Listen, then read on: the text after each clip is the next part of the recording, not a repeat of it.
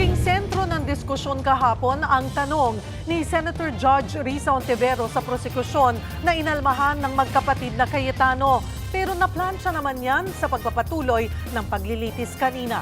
Live mula sa Senado, nasa frontline ng balitang yan si Marian Enriquez. Maan, ano ang update dyan? Yes, Cheryl, hindi na nga nagpresenta ng bagong testigo itong House Prosecution Panel. Tinapos na lang nila yung cross-examination dito kay NBI Senior Agent John Mark Calilong. At kanina nga sa pag-uumpisa pa lang ng Day 3 ng trial, tila na natuldukan na itong mitya nung naging iringan ni Senator Judges Risa Hontiveros at Pia Cayetano. None of these statements are proof that the Vice President actually contracted an assassin or hired one. Why are these acts impeachable? Yan ang tanong ni Senator Judge Risa Hontiveros sa prosekusyon kahapon na inalmahan ng kapwa niya Senator Judge. Ang naging sagot daw kasi ng Counsel for the Prosecutors, naging mistulang closing statement daw. Etong mga statements na to, they prove one thing. Talagang may plano na, talagang may system na, talagang may knowledge na yung Vice President sa anong gusto niyang gawin sa Pangulo. Gusto niyang pugutan ng ulo, gusto niyang patayin. No less than the President of the Republic of the Philippines. Agad nag-react si Senator Judge Pia Cayetano. That was like a closing statement, Mr. President. So, I don't think this is fair. But when we allow this to happen, na-shortcut na natin yung process. You have an oath as lawyers. Don't take advantage of the generosity of this impeachment court. I don't want to see this happen again. Si Senator Hontiveros agad na nilinaw na ang tanong niya ay hindi para mahimok ang prosekusyon na magbigay ng closing statement. If you wish to strike out the response of the prosecutor, then so be it, Mr. Presiding Officer. But for clarity again, my intention was not to provoke a closing statement. Hiniling ni Senator Judge Pia na matanggal sa record ang naging sagot ni Attorney Ligutan. Sa pagpapatuloy naman ng paglilitis kanina, sinabi ni Escudero na matapos makipag-usap kay Cayetano ay napagdesisyon ng bibigyan na lang ang defense ng parehong pagkakataon na magbigay ng kanilang pahayag. Since this is a televised proceeding, nakita na napakinggan na So i-erase ko man sa record, baliwala na lang. The fairest thing to do is to give you an opportunity as well. Sa kabila niya na ay nagpasaring pa ang magkapatid na Cayetano, hiniling din nila na bigyan ng kalayaan ng defense na maipahayag ang kanilang punto gaya ng prosekusyon. On one sense, it is fair to give the defense a chance to answer. But on another sense, it's unfair. Why?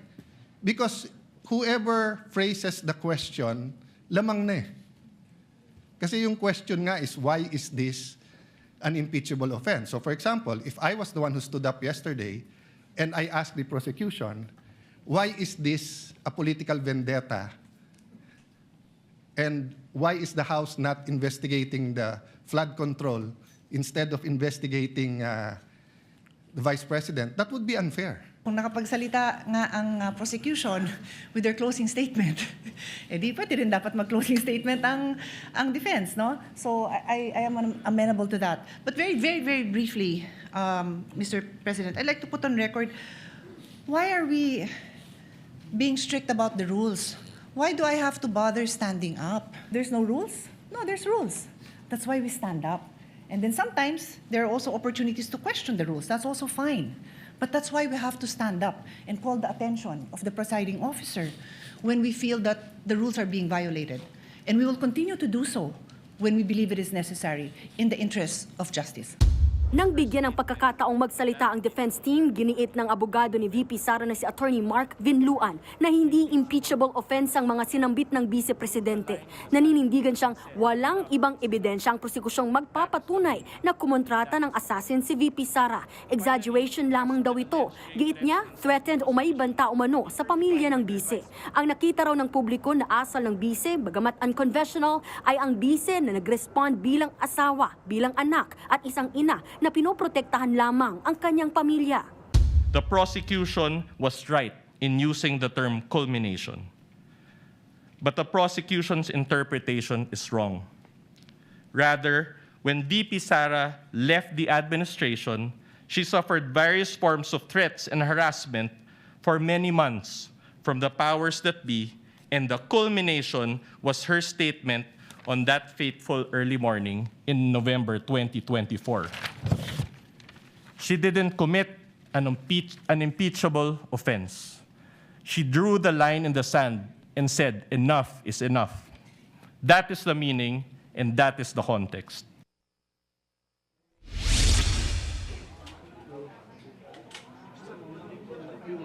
Cheryl, katatapos nga lang ng press conference ng House Prosecutors at ayon nga po kay Public Prosecutor Bel Zamora, may kontrata man o wala na ginawa nga ito si VP Sara doon sa tinawag niya nga umano niya na magpapapatay siya ng kay PBBM, kay First Lady at kay dating Speaker Martin Romualdez during her November 23 press conference. Yung utterances daw ni VP Sara during that press con still constitute po impeachable offenses gaya nga po ng betrayal of public trust, high crimes at yung culpable violation of the Constitution. Balik sa'yo, Cheryl.